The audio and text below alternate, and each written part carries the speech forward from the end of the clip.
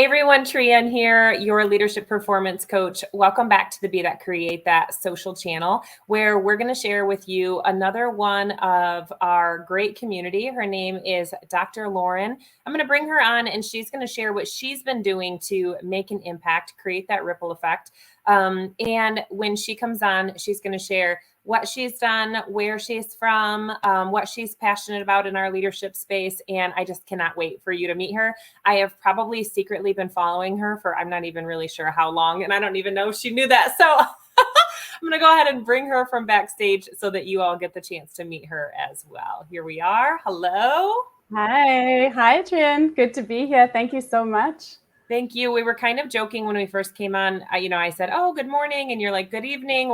So why don't you share with people where you're from and what you do and what kind of led you into this coaching space that you're in now? Oh, with pleasure. The where you're from question is relatively difficult. We're kind of all over the show, but originally I was born and raised in South Africa. I'm currently based in Germany, but my husband is Turkish. So right now I'm having this interview from Turkey, where we like to spend. So digital nomading it a little bit, hence not a great microphone for the podcast, but also not the best background. Apologies for that. But we're all over the show. We live kind of between Turkey, Germany. I visit South Africa, obviously, as often as I can. Very international, very multicultural, diverse family. And that is actually one of the big things that also moves into my business, focusing, if we're going to talk about leadership, on diversity is one of the very central pillars of my business. So that's one of the things that I also bring into leadership is looking at diversity, looking at inclusion, looking at how do people have access to education, right? And knowledge that they can use to elevate their own future. Right. So the name of my company is Elevated Futures LLC. And that is simply because in a nutshell of all the things that I do, I believe that everyone should have the opportunity to elevate themselves, access to the knowledge, the information, and to the guidance that they need when they make the decision and they are willing to commit, because not everybody is, right? If you want to be exceptional, you've got to do things that not most people are not willing to do. I think we've all heard that quite often. And so that's the foundation of my business. But to keep it simple for everyone listening, I'm a business strategist, I'm an educator, and I'm a coach. So I have a very, very diverse background. We're going to go back to that word probably quite often. Most people look at my CV and think I'm slightly schizophrenic. I have degrees in a number of things. That's because I'm very multi-passionate. But I also believe that diversity really gives me the ability to help my clients at all different levels within their business, because business, especially in the online space, regardless of what you're doing, you need to understand and look at the big picture. You need to understand the ecosystem so that you can pivot and adapt, because it's very, context specific and our context is changing all the time and it's very dynamic. So my background is obviously I have a traditional business background. I have an MBA. I have all of that. But I actually have my Ph.D. in sociology, which has been an incredible help to bring, the leadership, the personal development, the mindfulness, the understanding of who we are, community, all these kinds of topics, which are really, essential for running any business. I think we've all seen this shift relatively recently. Business with education in the traditional sense, highly masculine, highly focused on KPIs, highly focused on business numbers, strategies that are cut and paste, all the models, everything. And that worked for a long time. But now we're seeing this craving for the personal touch, for the personal connection. And so even if we just take something very, very simple, like a client avatar, we used to focus so much on demographics, and now basically that's almost irrelevant. It's the psychographics, how people think, what they're doing, what they value, what their beliefs are, etc., that are so important. And therefore, I believe that if you're going to, work with people in this space as a coach, as a leader, as someone in business, you need to also understand yourself in a similar way, your psychographic self, in order to create a match that means you can serve the right people in the right way. Yeah. And that's easy. People come to us and I wouldn't say that not as a whole, think that all the problem is with the other people, but they definitely do. I feel like even, I'll take a topic so much as communication. Why can't I get my team to listen to me? Exactly. Okay, well, let's go back. Yeah, exactly. How are you communicating? What are they hearing? What questions are you asking? And I feel like business has definitely changed in that way, where it's not always about the leader being the resource, but the leader is teaching their group to be resourceful. And that is quite absolutely. Yeah, absolutely. Self-sufficiency, right? The giving of space, the enablement, the empowerment, the self-organization of teams is something that I work with a lot coming out of academia. So I'm actually a professor for international business management as well. So I have a very strong academic background. And I think that also helps to really understand the theoretical basis. I know people are like, oh yeah, theory, we don't need that. But, to really understand how these systems work, how we can think in systems, how we can think about the complexity of representing ourselves and how we connect that self-awareness through our leadership practices. So you were saying about communication, about listening, about, being able to pay attention to everything that's going on around us in a very, very noisy space. A great leader nowadays really has to learn to filter all of that. And for me, that filter comes through self-leadership first, self-awareness, reflection on, for example, that my team is not listening. Well, I would say our moral intent is the most important check that we can use there to say, well, how did I give that message to my team? And what was the reason for that? And so that is, as you say, an incredible shift and something that's always at the center of what I do with my clients, because in your business, especially I think many people in the groups, in our audience, are solopreneurs. They are running their own businesses. They're doing everything all the time. It can get very, very overwhelming. So that ability to recenter and self-check and align is essential, because your business is you and you are your advantage, right? You have to create yourself. Everything around yourself is the advantage that you want to put out there. And I don't mean advantage in a, negative competitive way. I mean advantage in the sense of, how can I create the opportunities and leverage the resources that I have effectively for my business, which benefits my team, which benefits my clients, which creates that holistic impact that we're all looking to create. I also loved that in your Facebook group, it says, don't be the change, which we see all the time, be the change, but don't be the change, lead it. So tell me maybe how you came to add that last little piece to a quote that many of us know. But that's the first time that I've seen that added to the end of it. So where did that come from? Well, I like to think I made it up. It came to me, but probably I read it somewhere. So I'm not going to lie. I would love to claim it. But, as we all do, we've got so much influencing the way we think and what we do. It might be somewhere else in a book. So I'm not going to claim uniqueness on that. But it's something I fundamentally believe. And I think that particularly because I'm working in the coaching space, predominantly with coaches and consultants, people who are hired, people who are, building their career on serving clients in a way that actually is supposed to change the way things are being done, right? So you need a coach when what you're doing is not working, and you need a consultant when what you're doing is not working. And so for me, being the change is a little bit too passive. So when I started my journey, I'm like, how am I, why am I going out of academia? Why am I going to start my own business? Entrepreneurship is not easy. This is not a small decision. And I was thinking, if I'm going to do this, in what way do I want to do it? And so I have very strong values and beliefs, like I said, on diversity, on accessibility of knowledge, of elevating people and enabling and empowering that elevation to take control of their future. At the same time, though, if I only orient that on my existing values and beliefs, it's relatively static, in fact.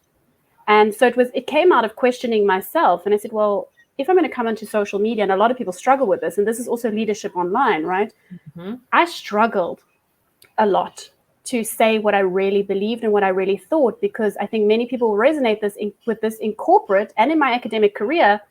I've had a really hard time, particularly as a relatively young female in the German context, foreign, and at the time pregnant. I've got two kids as well. I'm like, everything with me is wrong for many people in that context. I am not allowed to speak because of this laundry list of things. Yes. Yeah, and saying what you really think, which is obviously, if you want things to change, can come across as very critical And I will admit, I am absolutely critical, but I am never critical in a negative way, but always in a solution-oriented approach. But the environment has to be ready for change, has to be ready to accept that. And so this was a kind of mantra, I suppose, that I told myself every day, that this is how I want to run my business. I want to lead the change. And not everyone, excuse me, not everyone is going to agree with me. Not everyone is going to like me. Not everyone, because you fall very quickly into the people-pleasing kind of flow of the general. We see all the topics, this comes up and everyone's going in this direction, everyone's going in the other direction. Staying on track doesn't mean just wanting to incite change and to live that change in the way I do it. But leading the change means actually also being willing to diversify my own perspective. To learn, to grow. And the things I was doing a year ago in my coaching business, I'll say, okay, that worked. Yeah, sure. But what I'm doing now works better because I'm willing to iterate that. I'm willing to continuously improve it with my clients, with open communication, with transparency. And so it's breaking free of that right versus wrong. And this is applicable to now. And this is the knowledge I have right now. And I'm going to learn and I'm going to grow. And I think through that process, that's what I define as leading the change. And leadership itself is about that adaptability, and I would even ask you, what does leadership mean to you? And I think you've kind of already verbalized that that we have to be adaptable while we are leading these other people and accountable to what we are leading. Yeah. And admitting mistakes. I mean, there's, I think there's also, unfortunately, this pedestal culture still, where if someone hires a coach or hires me, I'm the expert. I'm and you deliver something. This is like master planning in a city, right? I make my perfect plan and then we follow it and we deliver. And that's just unrealistic in the complexity of the global economy, in the world, with the online space. That just doesn't exist anymore as a context. So there's no point trying to work like that. And I think that leadership in this space is about understanding that context to the best of your ability at that point in time, taking responsibility, admitting mistakes, being very, very transparent in what we do. I believe that in this space, particularly online, the number of people and programs out there that are challenging the industry and the way that coaching is defined is very difficult. So I see it. We've got a spectrum that is kind of really polarizing at the moment of mass mediocrity with AI-produced courses and books and whatever's going on. So people are making a lot of money that way, sure. And I'm not judging it, I'm not criticizing it. But as a coach, as someone who is fundamentally an educator, I'm on the other side, and I believe they're in excellence. And that's where leading the change comes from, and my definition of leadership comes from as well. Because I don't mean excellence in an elitist way. I mean excellence in you being excellent for what you want to do in the way that you want to do it to elevate your future. Yeah, in talking with people about don't be in the comparisonitis, it's what is the best version of you. So here's my best version of you. Here's where we are right now. What is in the gap? And stop looking over there. What is in your gap? And I feel similar about the AI generated books and all those things, if that's what people are wanting to do and that's where their authenticity. But for me, it's more about if I put these thoughts out there, they had better be mine, because the credibility of I'm a leader and people are going to listen to what is being said. So I have to be very careful and then accountable to what it is that I'm sharing. So absolutely. And, to summarize all of that, I work with a model, that my framework is an advantage quadrant, which I developed over many, many years to deal with exactly what you're talking about, that shift in complexity. And it is about excellence. It's about understanding your expertise, the excellence of what you can really bring to people to help them in their lives, regardless, of what kind of coach or consultant you are, knowledge service provider you are. I work predominantly with service providers. And there's value excellence. So how do you translate that into something that adds value, that is kind of like productizing your knowledge? That's number two. And then number three is very, very much your adaptive excellence. How good are you at rechecking yourself? Because in the center of all of this is you as a person, your values, your beliefs, your self-awareness, your self-leadership. So your adaptive excellence comes from understanding what you're doing, why you're doing, and always with intention. And the fourth level is really about collaborative excellence. And I think this is a big one for leadership as well. Leadership doesn't mean, in the traditional sense, I'm up here and you guys are all following me, but it's really about understanding how do we create synergies? How do we create these win-win collaborations? Now, collaborations are difficult. Everyone's like, oh, I'm all about collaboration. Of course. But I've had collaborations that have been an absolute disaster. And that was, I think most people would not admit that, but it's true. I think most people have, right? Yes. And when I looked and analyzed, those failures, which I think is a big part of leadership as well, say how and why did I fail, or did I learn? I know we're not supposed to say failure, but it tanked. Let's be honest, it tanked. Oh, for sure. Yeah, I've been like, and I looked at that. And so the real root of it, I realized, was that I was not self-aware enough in my values, my beliefs, and they were not in alignment. They were not in alignment with my expertise, with my value, and they were not in alignment with my adaptive capabilities and capacities. And so things fell apart pretty quickly. And so those are the 4 levels that I really work with. And I think that anyone listening can reflect on each of those levels, from their core set of values and beliefs in their business, and then their purpose, and in terms of their mission and what it is that they want to achieve. And I think that alone is a big step forward in pushing that leadership and leading that change that we were talking about. And how often would you say, because in some of the things that you're mentioning and just in leadership in general, I know that you probably have a regular review that you do of yourself. And I think everybody's a little different that way. So what is something that is a non-negotiable in your day that you feel like helps you to determine, am I doing what I wanted to do? Am I doing the things that, I'm visualizing and I'm looking forward to? I'm really leading myself. Is there anything that you do on a daily basis that you think helps you be successful in that way? I love this question because I used to have the perfect routine. I would get up, I would sit quietly, I would have, time to myself. I would plan my day very carefully. I would make sure that the priorities are set, and then boom, I had 2 kids. So I'm not going to lie, my mornings are crazy. Yes. But what I do and what is non-negotiable is once the kids are out the door, either I take them to kindergarten or my husband does for a couple hours during the day. I sit and I have a cup of coffee and I just sit and I just think.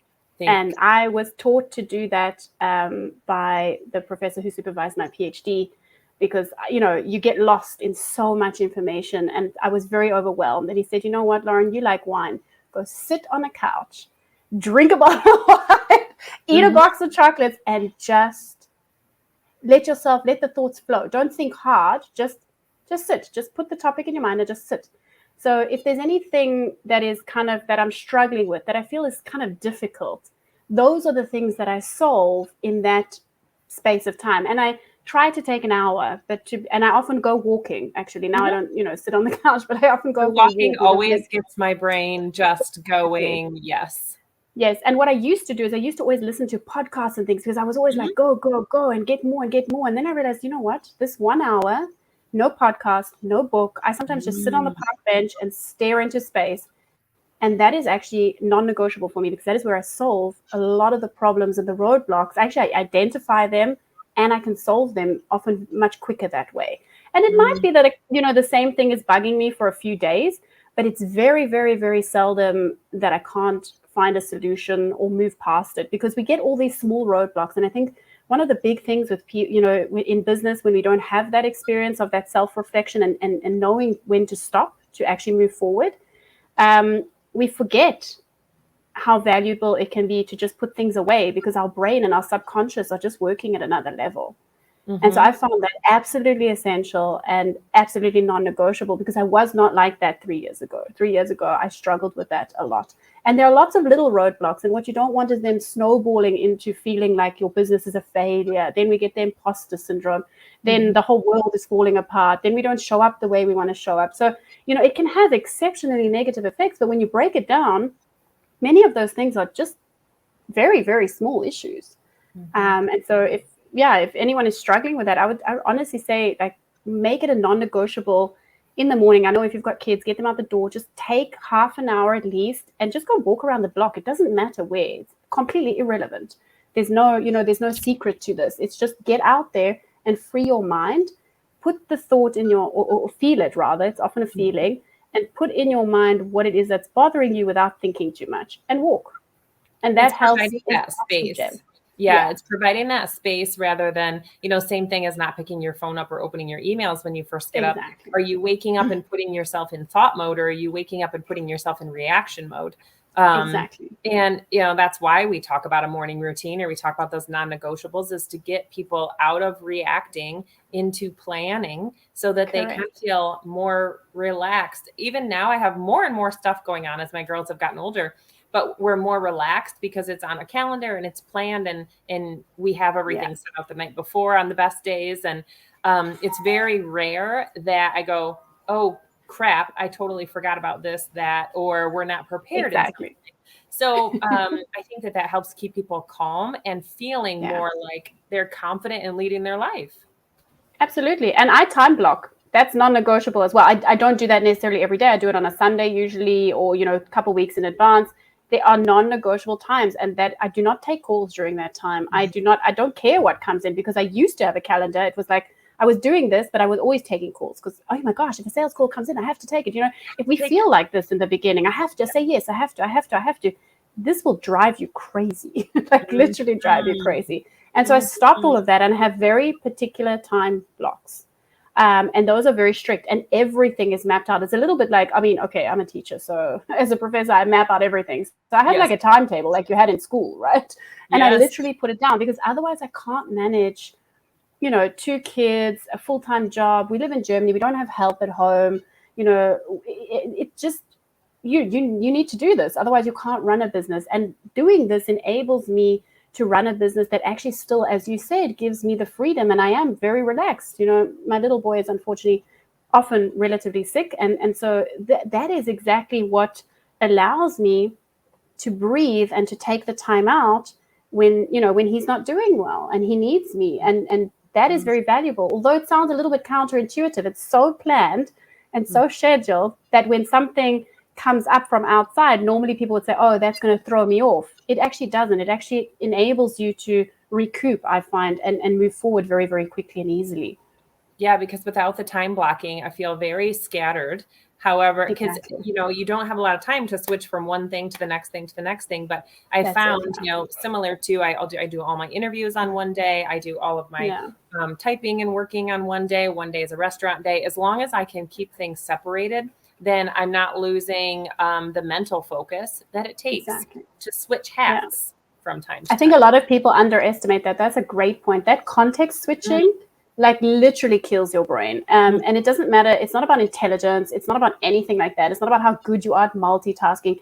Our brains just don't work that way. And so when you context switch, you're losing 15 minutes to 30 minutes just because you've changed the topic. That's it. Yeah. So that's a great point. Yeah. Well, thank you so much for being on with me today. I want to be able to let you get back to the rest of your day. So thank you so much. If you could share maybe one thing that you're creating or you're working on that you have a vision for in the near future, what would be something that you're working on right now? Right now, I'm actually working on something very, very exciting, and that is an AI innovation in coaching. So I know people are going to roll their eyes and be like, yeah, AI, but I'm not talking about using ChatGPT. I'm not talking about that. I'm talking about literally working in small groups with industry leaders to ask the question in a 6-week kind of boot camp, what is it that AI is actually going to do to help us lead this change? And so looking at different topic areas like lead generation, sales, but also client service. How do we coach better? Can AI help us actually coach better? Because I don't believe that AI is for writing my book. I don't believe that AI is for creating all my content, but I do believe that AI is not the future. It is our current reality. And we as leaders and as coaches and people who want to see this industry thrive, we need to take the responsibility and really ask the tough questions of what can this really do for us, for our businesses, for our clients, to improve the industry. And so I'm working with another renowned educator and academic as well. And we're developing this program right now. So actually, we're looking for some market researchers. Anyone wants to answer a few questions and you're a coach and you would like to know how AI is really revolutionizing things, I'll pop the link. We're going into deep market research for that. So that's very, very exciting, I think, because that takes it to a whole different level. And then, of course, I'm developing my own coaching programs and things like that. Sure, of course. We're always evolving and adapting to what our clients need, but also what we need. So I love that. Well, Absolutely. thank you again Absolutely. so much Thank for you, being on Trienne. here today and Thank sharing what you. you have going on and how you're making an impact so that, hopefully we can inspire others to do similar things. And if nothing else, for them to say, oh, well, that was interesting. Maybe I can do something with that. And then we Exactly. create that ripple effect. That's wonderful. All right. Absolutely. I love that. Thank you so much, Trienne. Thank you very, very much. Yeah. Thank you guys for being on this episode on the Be That Create That channels. Hopefully we will see you on the next. And until then, get out there and make an impact, make a difference in the world. And I guess I'm going to add to this, lead the change, not just be the change. Absolutely. Wonderful. Let's do it. Thank you. Have a good day, guys.